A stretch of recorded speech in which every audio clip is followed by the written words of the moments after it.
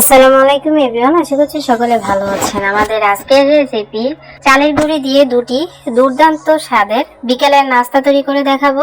আশা করছি আপনাদের সকলের কাছে ভালো লাগবে এবং সহজও লাগবে। আমার আজকের সহজ রেসিপি আপনাদের সকলের কাছে ভালো লাগলে অবশ্যই একটু ভালোবাসা দিয়ে যাবেন। আর এই নাস্তা খেতে কিন্তু খুবই দুর্দান্ত হয়। মাত্র 5 থেকে 10 মিনিট সময় থাকলেই কিন্তু আপনারা এরকম দুর্দান্ত নাস্তা তৈরি করতে পারবেন।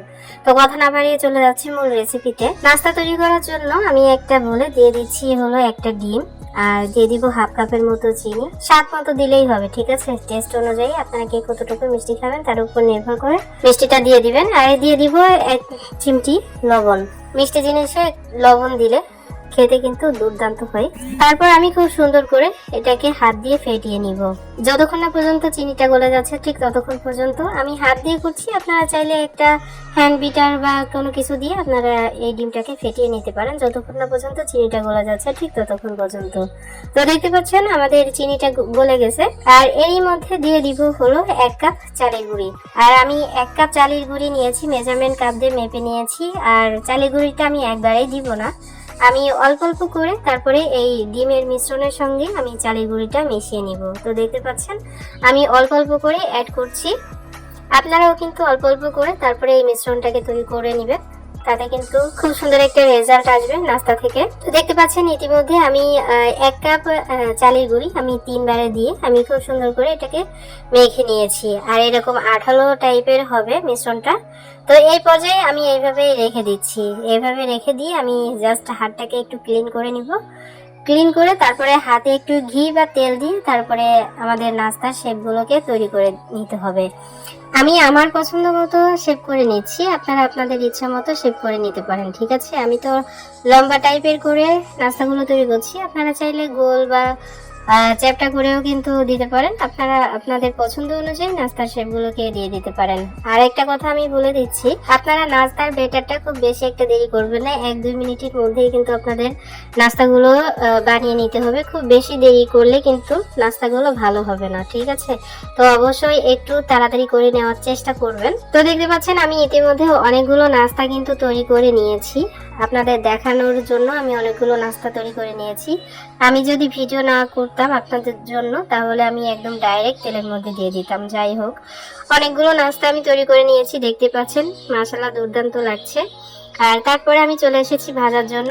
তো কড়াইতে আমি আগে পরিমাণ মতো তেল দিয়ে গরম করতে বসিয়ে দিয়েছিলাম। আর খুব বেশি একটা গরম হয়নি, তেলটাকে কিন্তু খুব বেশি গরম করা যাবে না, একদম লো আঁচে চুলার আঁচটা রেখে তারপরে আপনাদের এই নাস্তাগুলো দিতে হবে। আর দেখেই বুঝতে পারছেন যে আমি কতটুকু গরম তেলের মধ্যে আমি নাস্তাগুলো দিচ্ছি, দেখে আশা করছি বুঝতে পারছেন আপনারা। তো এরকম করে গরম করে তারপর আপনারা নাস্তাগুলো দিবেন, ঠিক আছে? আর একদম লো আছে নাস্তাগুলোকে ভেজে নেবেন, একটু সময় নিয়ে তারপরে ভেজে নেবেন, ঠিক আছে? আর যাতে ভিতরটাও হয় উপর দিয়েও হয় এভাবে আপনাদের নাস্তাগুলোকে কিন্তু ভেজে নিতে হবে। তো তারপর আমি নেড়ে চেড়ে নিব একটু। আর মাশাআল্লাহ কতটা ফুলেছে নাস্তাগুলো, দেখেই কিন্তু বুঝতে পারছেন। নাস্তাগুলো যখন একটু ফুলে যাবে বা এক পাশ যখন হয়ে যাবে তখন আমি আলতো হাতে একটু উল্টিয়ে পাল্টিয়ে দিব। আর আপনাদের এই নাস্তাগুলো একটু সাবধানের সঙ্গে তারপরে উল্টাতে হবে, খুব বেশি নাড়াচাড়া করলে কিন্তু ভেঙে যাওয়ার সম্ভাবনা রয়েছে, যেহেতু নাস্তাগুলো গরম। তো একদম সফট আছে কিন্তু, ঠিক আছে? তো দেখতে পাচ্ছেন আমাদের নাস্তাগুলো ইতিমধ্যে হয়ে গেছে। এরকম কালার হয়ে গেলে তারপরে আমি নামিয়ে নিব। আমি আমার পছন্দ অনুযায়ী কালার করে নিচ্ছি, আপনারা আপনাদের পছন্দ অনুযায়ী আপনারা কালার করে নেবেন, ঠিক আছে? এর থেকে বেশি ভাজতে গেলে কিন্তু পুড়ে যাবে। তো এতটুকু কালারই কিন্তু একদম যথেষ্ট।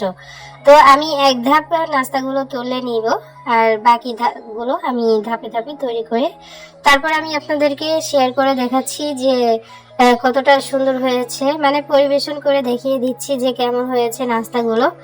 দেখতে তো মাশাআল্লাহ দুর্দান্ত হয়েছে, খেতেও অসম্ভব মজার হয়েছে, একদম ক্রিস্পি, উপর দিয়ে যেরকম মুচমুচে এবং ক্রিস্পি আর ভিতরে কিন্তু একটু নরম। বা চালের গুঁড়ির নাস্তা খেতে কেমন হয় সেটা কিন্তু আপনারা সকলেই জানেন। আশা করছি আপনাদের সকলের কাছে ভালো লেগেছে। আর ভিতরটাও কিন্তু খুবই দুর্দান্ত হয়েছে, একদম ছিদ্রযুক্ত হয়েছে, দেখতেই পাচ্ছেন। আর হাতে এরকম চাপ দিলে কিন্তু ভেঙে গুঁড়ো গুঁড়ো হয়ে যাচ্ছে। আচ্ছা, আমাদের পরবর্তী নাস্তা তৈরি করার জন্য আমি একটা বলে দিয়ে দিব 1 কাপ চালের গুঁড়ি, সাথে দিয়ে দিব হাফ কাপেরও হাফ চিনি, আপনারা আপনাদের পছন্দ অনুযায়ী চিনিটাকে ব্যবহার করে নেবেন, ঠিক আছে। তারপরে এখানে ব্যবহার করব হাফ চামচ লবণ, তারপরে হাফ চামচ বেকিং পাউডার। এখন সমস্ত উপকরণ আমি একটু ভালো করে মিশিয়ে নিব, যাতে শুকনো উপকরণ কোথাও এক জায়গায় দলা পেকে না থাকে, তার জন্য। তারপরে আমি এখানে দিয়ে দিব 1 মুঠ নারকেল কোড়া। আপনারা চাইলে আরেকটু বেশি করে কিন্তু দিতে পারেন, ঠিক আছে। এখানে নারকেল কোড়াটা দেওয়ার পর আমি এখানে দিয়ে দিব সামান্য পানি দিয়ে খুব সুন্দর করে একটু চেপে চেপে তারপরে এই ডোটাকে রেডি করে নিতে হবে। আর একটু চেপে চেপে আপনারা এই কাজটাকে করবেন, আর খুবই কম পানি দিয়ে দিয়ে তারপরে আপনারা নাস্তার ডোটাকে তৈরি করে নেবেন। আমি যেহেতু এখানে নারকেল দিয়েছি, নারকেলে কিন্তু যথেষ্ট পানি থাকে, এই জন্য আমি এখানে কম পানি ব্যবহার করছি আর একটু চেপে চেপে তারপরে নাস্তার ডোটাকে রেডি করে নিয়েছি। তো দেখতে পাচ্ছেন আমাদের ইতিমধ্যে নাস্তার ডোটা কিন্তু রেডি হয়ে গেছে। এই যে এইরকম থাকবে, এর থেকে বেশি শক্ত বা নরম করা যাবে না। আর এই নাস্তাটা যতটা দ্রুত সম্ভব আপনাদেরকে নাস্তা তৈরি করে নিতে হবে, দেরি করা যাবে না। জাস্ট কোনো রকম একটু হাতটা ধুয়ে তারপরে তেল অথবা ঘি লাগিয়ে তারপরে আপনাদের নাস্তার শেপটা তৈরি করে নেবেন, ঠিক আছে। তো আমি নাস্তা তৈরি করাটা আর দেখালাম না, আমি ডাইরেক্ট চলে এসেছি চুলায় আগে থেকে কড়াই বসিয়ে দিয়ে তার মধ্যে পরিমাণ মতো তেল দিয়ে তারপরে আমি এখানে গোল শেপ করে নাস্তাগুলো দিয়ে দিচ্ছি। তো দেখতে পাচ্ছেন আমি আমার পছন্দ মতো করে নিচ্ছি, আপনারা আপনাদের পছন্দ অনুযায়ী শেপ দিয়ে নাস্তাগুলো তৈরি করে নিতে পারেন। তো কয়েকটা দেওয়ার পর দেখতে পাচ্ছেন মাশাআল্লাহ অনেকটাই কিন্তু ফুলেছে, আর তেলের উপর কিন্তু ভেসে উঠেছে, দেখতে পাচ্ছেন কতটা ফুলেছে। তো এরকম অবস্থাতেই কিন্তু আপনাদের করে নিতে হবে, মানে নাস্তাগুলোকে ভেজে নিতে হবে। আর চুলার আঁচটা কিন্তু একদম লোতে করে একটু সময় নিয়ে তারপরে আপনারা এই কাজটাকে করে নেবেন, ঠিক আছে। তো দেখতে পাচ্ছেন আমাদের নাস্তাগুলো কিন্তু হয়ে গেছে। আমি আমার পছন্দ অনুযায়ী কালার করে নিয়ে নামিয়ে নিচ্ছি, আপনারা আপনাদের পছন্দ মতো কালার করে তুলে নেবেন। আর পিঠা বা নাস্তাগুলো কিন্তু দেখতে মাশাআল্লাহ দুর্দান্ত হয়েছে, আর একটু ফাটা ফাটা ছিদ্র হয়েছে, দেখতে কিন্তু ভালোই লাগছে, খারাপ লাগছে না।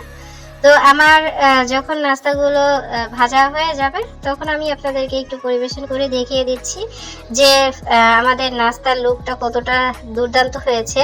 ঘরে শুধুমাত্র চালের গুঁড়ি থাকলেই কিন্তু আপনারা এরকম দুর্দান্ত নাস্তা তৈরি করে নিতে পারবেন বিকালের জন্য। চায়ের আড্ডায় কিন্তু একদম জমে যাবে।